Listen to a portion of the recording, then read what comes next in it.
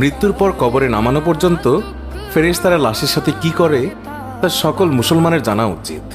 আজরাইল যখন আত্মা কবজ করে নেন তখন আত্মা দেহকে বলে, হে দেহ, আল্লাহ তোমাকে সুপ্রতিদান দিক। তুমি আমার সঙ্গী হয়ে আল্লাহর আনুগত্যে অগ্রগামী ছিলে, আর আল্লাহর অবাধে ছিলে খুবই পশ্চাৎপদ। তুমি আমার পক্ষ থেকে মুবারকবাদ গ্রহণ করো, কেননা আজ তুমি নিজেও মুক্তি পেয়েছ আর আমাকেও নাজাত দিয়েছ। এইভাবে দেহ আত্মাকে মুবারকবাদ দেয়। মুমিন বান্দার মৃত্যুতে জমিনের যেই সকল অংশে সে ইবাদত করত সেগুলো কাঁদতে থাকে। আকাশের যেই সকল দুয়ার দিয়ে তার নেক আমল উপরে উঠত সেই সকল দুয়ার তার জন্য কাঁদতে থাকে। যে দরজা দিয়ে তার রিজিক নেমে আসতো সেই দরজাও কাঁদে। আকাশ জমিনের এই ক্রন্দন দীর্ঘ 40 দিন পর্যন্ত অব্যাহত থাকবে। মালাকুল মউত যখন তার আত্মা কবজ করে নেয় তখন তার দেহের হেফাজতের জন্য সেখানে 500 ফেরেশতা দাঁড়িয়ে থাকে। যদি কেউ তার লাশের পাশ ফিরাতে চায় তখন ফেরেশতারাও এই কাজে মানুষের সহযোগিতা করে। এমনকি কাফন পরিধান এবং সুগন্ধি মাখানের কাজেও ফেরেশতারা অংশ নেয়। লাশের সম্মানার্থে ফেরেশতারা 2 সারি করে ঘর থেকে কবর পর্যন্ত দাঁড়িয়ে যায়। জানাজা পর্যন্ত অতিক্রম করে তখন তারা অভ্যর্থনা জানায়, তার জন্য ক্ষমা প্রার্থনা করে। মুমিনের মর্যাদার এই অবস্থা দেখে ইবলিস এত জোরে চিৎকার করে ওঠে যে তার দেহের হাড়ের কোনো কোনো গ্রন্থির বন্ধন এই সময় ছিঁড়ে যায়। সে আক্ষেপের সাথে তার সঙ্গীদের বলতে থাকে, তোমাদের সর্বনাশ হোক, এই বান্দা তোমাদের ফাঁদ থেকে কিভাবে ফসকে গেল। ইবলিসের সঙ্গীরা বলে, এ নিষ্পাপ ছিল, তাই আমাদের ফাঁদে আটকায়নি। মালাকুল মউত যখন তার আত্মাকে নিয়ে আকাশে আরোহণ করে তখন হযরত জিবরাইল আলাইহিস সালাম 70,000 ফেরেশতা নিয়ে তাকে অভ্যর্থনা জানায়। আর সকল ফেরেশতারা তার কাছে আল্লাহ তাআলার সন্তুষ্টির সুসংবাদ জানাতে থাকে। মালাকুল মউত যখন আত্মাটিকে নিয়ে আরশের নিকট পৌঁছেন তখন সে আল্লাহ তাআলার কাছে সিজদায় পতিত হয়ে যায়। আর সেই সময় আল্লাহ তাআলা ইরশাদ করেন, হে মালাকুল মউত, তুমি আমার বান্দাকে নিয়ে জান্নাতের বাগানে রেখে এসো। তারপর তাকে কবরে নামার পর নামাজ তার ডান দিকে এবং রোজা তার বাম দিকে এসে দাঁড়িয়ে যায়। আল্লাহর রিজিক এবং কোরআন তিলাওয়াত এসে দাঁড়িয়ে যায় তার সিধানের দিকে। পায়ের দিকে দাঁড়িয়ে যায় জামাতের সাথে নামাজ পড়ার জন্য মসজিদের দিকে গমন। আর তার ধৈর্য কবরের এক কোনায় অবস্থান নেয়। এই সময় আল্লাহ তাআলা তার কবরে আযাবের একটি অংশ প্রেরণ করেন। আযাবটি এসে কবরের ডান দিক থেকে প্রবেশ করতে চায়, কিন্তু নামাজ এসে তাকে বাধা দিয়ে বলে, আযাব, তুমি পিছিয়ে যাও। খোদার কসম, এই বান্দাটি সারা জীবন কষ্টে ছিল, কবরে আসার পর তার কিছুটা আরাম মিলেছে। রাসূলুল্লাহ সাল্লাল্লাহু আলাইহি ওয়াসাল্লাম বলেছেন, আযাব যখন ডান দিক থেকে সরে গিয়ে বাম দিকে যায়, ডান দিকে রোজা নামাজের মতো আযাবকে জবাব দিয়ে প্রতিহত করে। আযাব এবার মাথার দিক থেকে আসতে চেষ্টা করলেও একই রকম জবাব আসে। মোট কথা, আযাব যে দিক থেকেই আসতে চায় সেই দিক থেকেই তার জন্য প্রতিবন্ধকতার সৃষ্টি হয়। অবশেষে আযাব যখন দেখে আল্লাহ তাআলার এই নেক বান্দার আমল সব দিক থেকেই তার জন্য প্রতিবন্ধকতার দেয়াল সৃষ্টি করে রেখেছে তখন সে ফিরে যায়। আর সেই সময় সবর ওঠে নেক আমল সমূহকে বলতে থাকে, এই আযাবের প্রতিরক্ষায় আমি এই জন্য আসিনি যে মূলত তোমাদের শক্তির পরিমাণ দেখা আমার উদ্দেশ্য ছিল। আমি যদি তাকে প্রতিহত করতে ব্যর্থ হতাম তাহলে আমি অবশ্যই এসে এই বান্দাকে আযাব থেকে রক্ষা করতাম। তোমরাই যখন যথেষ্ট হয়ে দাঁড়ালে তখন আমি এই বান্দার জন্য অতিরিক্ত সঞ্চয় হয়ে রয়ে গেলাম। ফুলসিরাত আর মিজানে আমি তার কাজে আসব।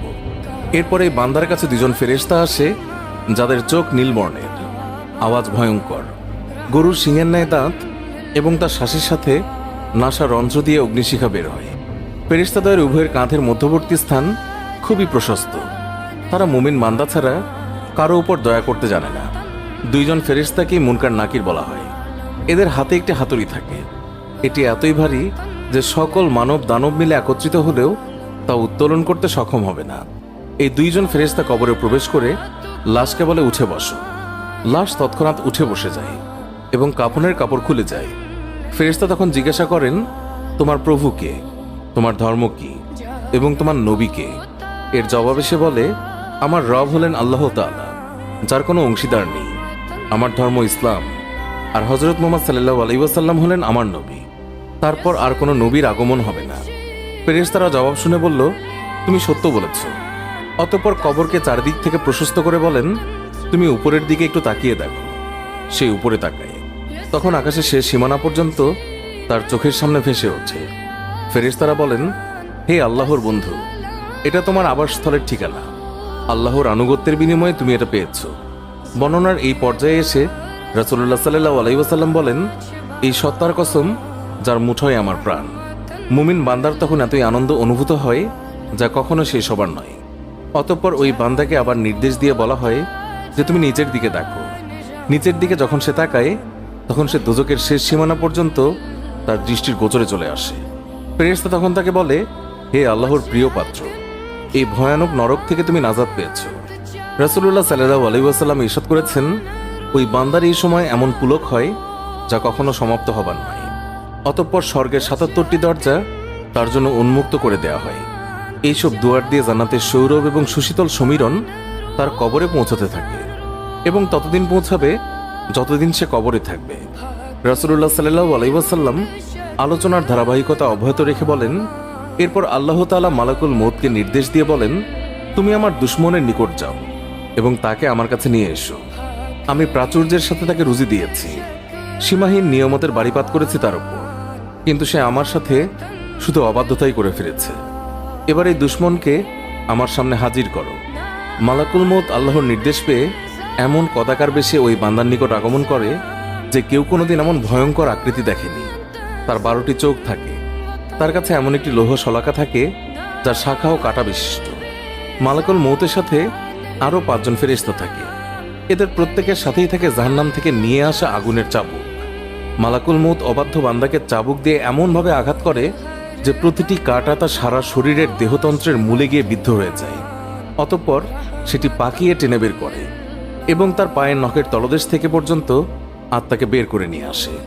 তারপর সেই লৌহ শলাকাটি তার উভয়ের পায়ের গোড়ালিতে ঢুকিয়ে দেওয়া হয়। তখন আল্লাহর এই দুশমনের এতই কষ্ট হয় যে বেদনায় সে কাতরাতে থাকে।